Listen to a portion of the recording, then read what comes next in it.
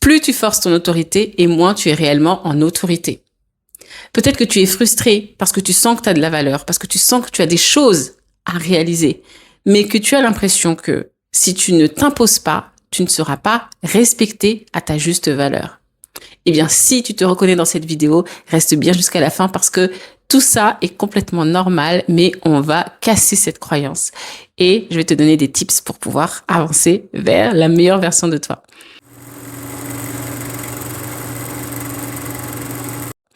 Bonjour et bienvenue dans cette nouvelle vidéo. Ici, on parle d'identité, mais surtout de l'alignement identitaire qui rend le succès, le bonheur, la réussite inévitable.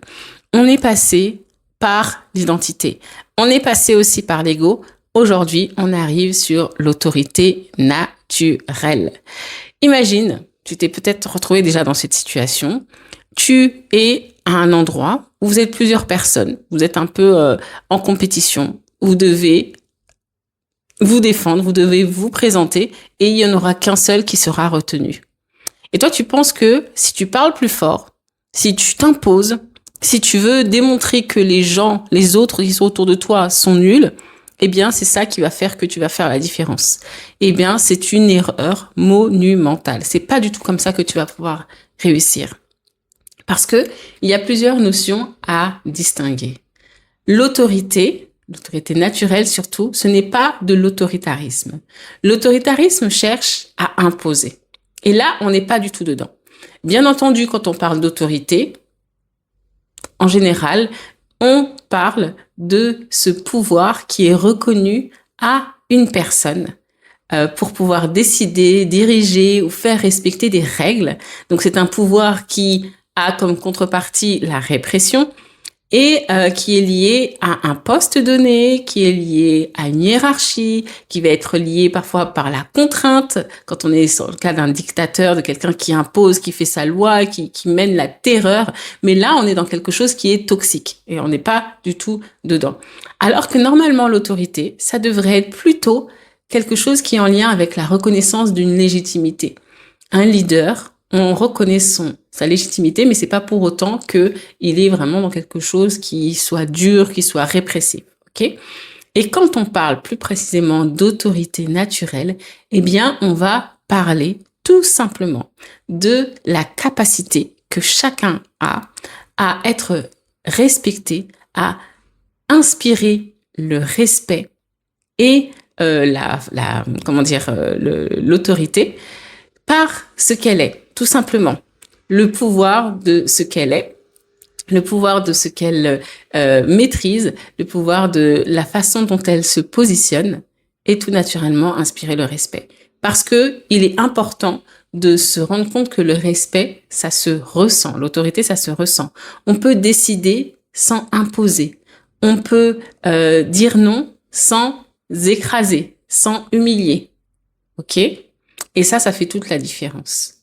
Contrairement à ce qu'on croit, l'autorité naturelle, c'est vraiment la somme de tes capacités, de tes compétences, de ce que tu incarnes vraiment. OK? Parce que ce qu'il faut savoir, c'est que le vrai pouvoir, ce n'est pas, bien sûr, de forcer les choses. Le vrai pouvoir, c'est la capacité à agir depuis ton centre.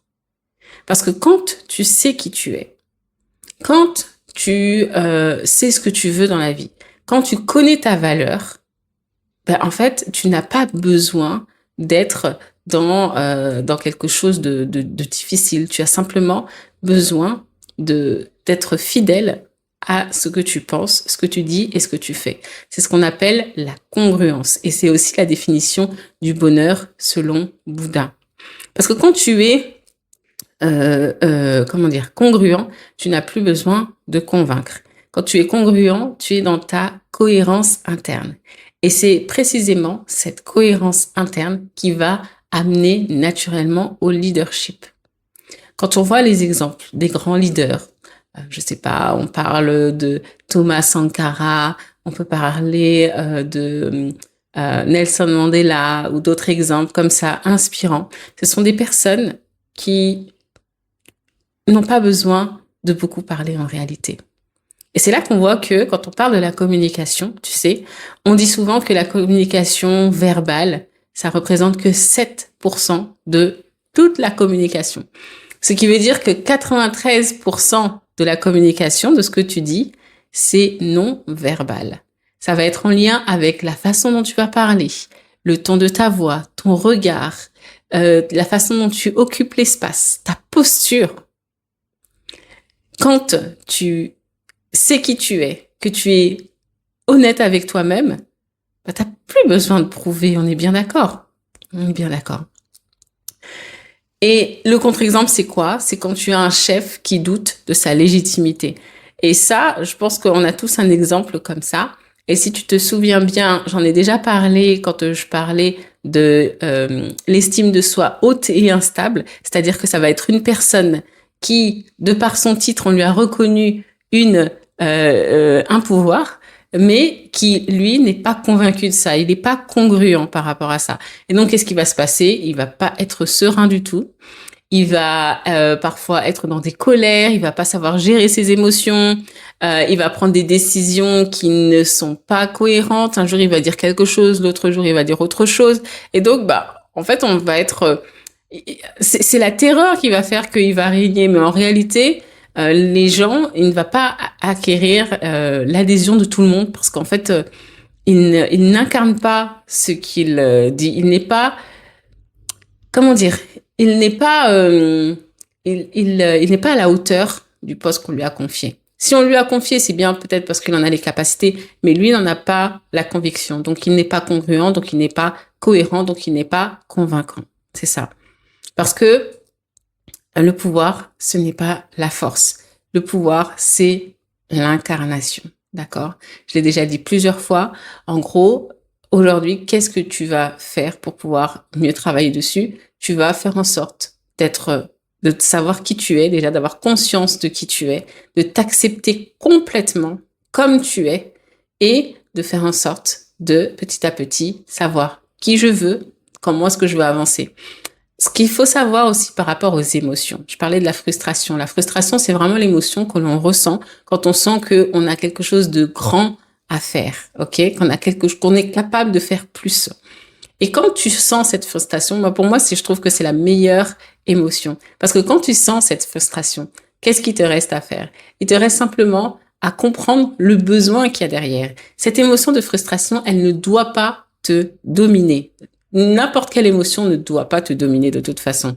Tu dois la comprendre et tu dois la ramener à ton tout cohérent, tu dois la ramener à qui tu es, à tes besoins, ok? Et quand tu rajoutes tes valeurs, quand tu fais le point avec ce que tu veux, les objectifs que tu veux atteindre, eh bien finalement, tu arrives à une situation où tu reprends le contrôle, tu arrives à te programmer toi-même pour te dire voilà où je veux aller, voilà ce que je dois faire pour aller là où je veux aller. Et là, c'est juste magique parce que tes actions, elles vont être ciblées, elles vont produire des résultats et les résultats vont te faire avancer vers ton objectif. C'est pas extraordinaire, ça? C'est ce que tout le monde souhaite. Donc, en fait, on a tous la capacité de pouvoir le faire, d'accord? Mais parfois, quand on n'a jamais su le faire, ou parfois quand on est bloqué, on a peut-être besoin d'aide. Donc, si tu es dans une situation où tu penses que tu ne peux pas le faire seul, soit parce que, en fait, tu as tellement de blocages dans ta vie que tu n'arrives pas à avancer, soit tu as une problématique ponctuelle et là, tu sais pas quel sens tu devrais lui donner. Tu as une émotion qui est redondante, qui revient, tu ne sais pas quoi en faire. Ou alors, si tu as vraiment envie de savoir qui tu es, de travailler sur la définition de ton identité, de là où tu veux aller, de tes valeurs et l'élaboration d'un plan d'action pour pouvoir aller vers la meilleure version de toi, eh bien, en tous les cas, contacte-moi. Je suis là pour ça. C'est d'ailleurs justement le thème de Reset Your Mind, qui est ton guide de 30 jours, donc 10 minutes par jour, pour reprogrammer ton succès, puisque chaque jour, tu vas travailler un peu sur différents thèmes pour comprendre réellement tes blocages et pour pouvoir te propulser vers ta réussite. Voilà. Donc, soit tu as Reset Your Mind, ou alors tu as cet appel ponctuel que l'on peut avoir ensemble en 1h30 qui va te permettre d'avancer, ou alors il y a cet accompagnement qui est un peu plus long, où tu vas vraiment chercher à savoir qui tu es, à aller puiser au fond de toi tes ressources grâce aux questions que je vais pouvoir te poser et pouvoir avancer vers la meilleure version de toi-même. Voilà. En tout cas, j'espère que cette vidéo t'aura aidé, elle t'aura plu et qu'elle t'aura permis de comprendre un peu plus sur toi, de pouvoir incarner ton autorité naturelle. Je te souhaite vraiment une bonne suite de journée en fonction du moment où tu regardes cette vidéo. Si tu penses que elle peut aider une personne, eh bien, n'hésite pas à la partager. Si tu l'as aimée, n'hésite pas à la liker, c'est important. Et à t'abonner aussi, parce que ça te permettra de recevoir en exclusivité les vidéos et d'autres bonus aussi que l'on pourra te réserver simplement à toi. Voilà. Eh bien, je te souhaite encore une fois une bonne suite de journée et je te dis à très bientôt, toujours sur la chaîne d'Afro Naturo. Bye bye.